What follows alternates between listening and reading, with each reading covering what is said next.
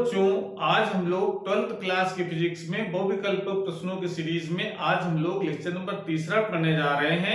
और आज के जो क्वेश्चन है वो इस प्रकार से हैं, जिसमें पहला क्वेश्चन है हमारा 10 ओम प्रतिरोध तथा 10 हेनरी स्वप्रेरकत्व की एक कुंडली 50 वोल्ट की बैटरी से जुड़ी है। कुंडली में संचित ऊर्जा, तो ऊर्जा का फार्मूला, कुंडली में जो ऊर्जा होती है उसका फार्मूला बताओ। ऊर्जा U इक्वल टू होता है 1/2 Li²। तो L पता है, I और निकाल लें, तो I निकालने फार्मूला क्या होगा, कुंडली का वोल्टेज पता है कितना लगाया गया है और उसका प्रतिरोध पता है। तो V का मान 50 और प्रतिरोध है 10 ओम, 50 वोल्ट और 10 ओम, तो कितना आ जाएगा 5 एंपियर। तो 5 एंपियर करंट बह रही है इसमें। अब यहां पर वैल्यू लगा देंगे, तो 1/2 L का मान है 10 और I का स्क्वायर कर देंगे तो 25 हो जाएगा ये। तो ये हो जाएगा 2 पंचे 10, 25 पंचे 125 जूल। तो आंसर इसका क्या हो जाएगा 125, यानी पहला ऑप्शन इसका सही हो जाएगा। तो इस प्रकार से इसको हम कर सकते हैं। अगला क्वेश्चन है हमारा, कागज की एक शीट पर एक स्याही का धब्बा है। धब्बे के ऊपर 6 सेंटीमीटर मोटा 1.5 अपूर्णांक का कांच का एक गुटका रख दिया गया है। तो धब्बे के प्रतिबिंब का विस्थापन होगा, यानी कितना होगा ये बताना है। तो देखिए, जब जानते हैं कि जब कोई भी कांच का गुटका किसी भी वस्तु के ऊपर रख देते हैं तो उस वस्तु का जो विस्थापन है वो ऊपर तरफ हो जाता है। मतलब आप चित्र के माध्यम से अगर समझे तो जैसे मान लेते हैं हमारे पास ये कांच का गुटका है और जिसकी मोटाई दे रखी है कितनी है 6 सेंटीमीटर, ठीक है। तो इसका मतलब पहले जब गुटका नहीं रखा तो मान लो ये कागज है और इसमें यहां पर एक स्पॉट बना है, और तो इसकी ऊंचाई पहले कितनी दिखाई पड़ रही है, जब कांच नहीं रखा तो इसकी ऊंचाई हमको दिखाई पड़ती है यहां से देखने से, मतलब ये हम यहां से देख रहे हैं इस जगह से, तो ऊंचाई कितनी दिखाई पड़ती है हमको, पूरी हाइट हमको दिखाई पड़ती है 6 सेंटीमीटर।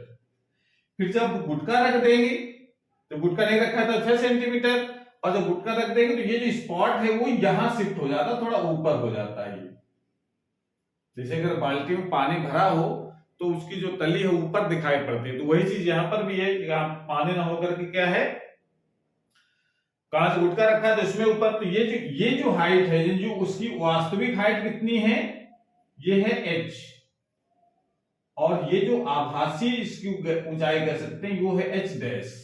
तो ये शिफ्टिंग बतानी कितनी होगी, तो कैसे निकाला जाएगा, फार्मूला आपको पता होना चाहिए। यहां देखिए, इस जगह n इक्वल टू होता है वास्तविक गहराई बटे आभासी गहराई। तो वास्तविक गहराई कितनी है 6 और आभासी गहराई को ज्ञात करना, और इसका मान कितना है, अपूर्णांक दे रखा 1.5 इक्वल टू 6/h डैश। तो h डैश की वैल्यू कितनी हो जाएगी 6/1.5, यानी इसको काटेंगे तो दशमलव खत्म करो, 15 चौको 60, 4 सेंटीमीटर ये ऊपर से दिखेगा इतना गहराई पर। तो ये शिफ्टिंग कितनी हुई, यहां से यहां तक 4 सेंटीमीटर, ये यहां से 6 सेंटीमीटर, तो कितनी ऊंचाई तक दिखने लगा, ये 6 माइनस 4 करेंगे तो 2 सेंटीमीटर ये हाइट हो जाएगी।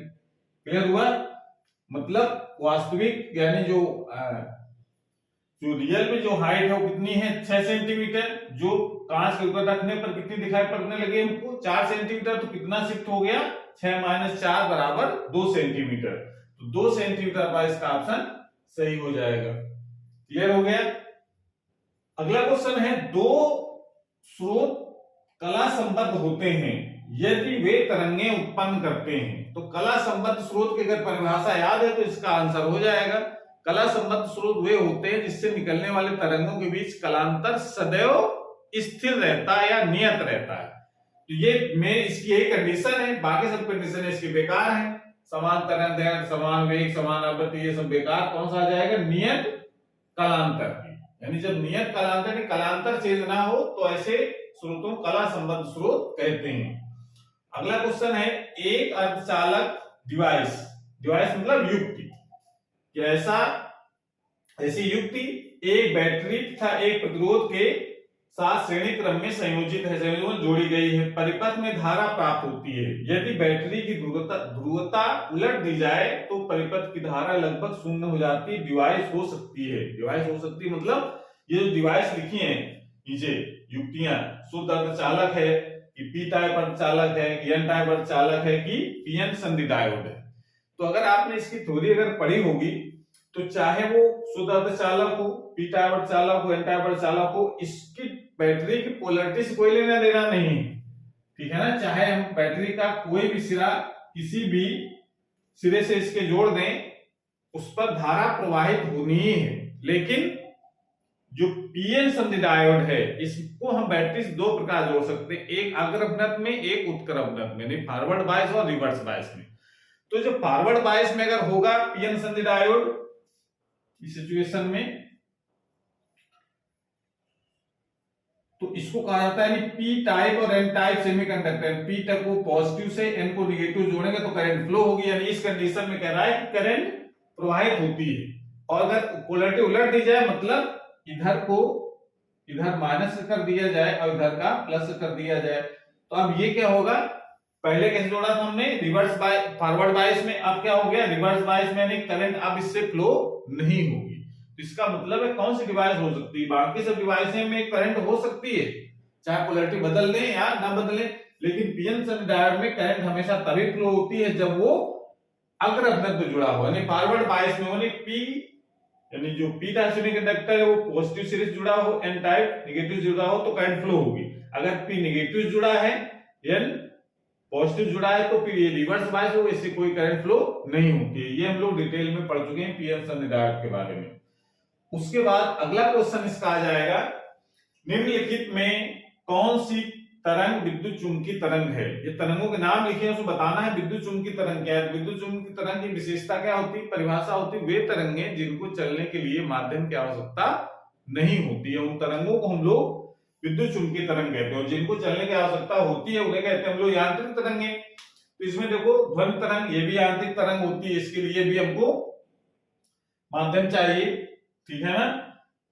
ऊष्मा तरंगे, इसके लिए माध्यम की आवश्यकता नहीं होती है। ऊष्मी जो तरंगे होती हैं ये विद्युत चुंबकीय तरंगे होती हैं। जल तरंगे, ये भी यांत्रिक तरंग है।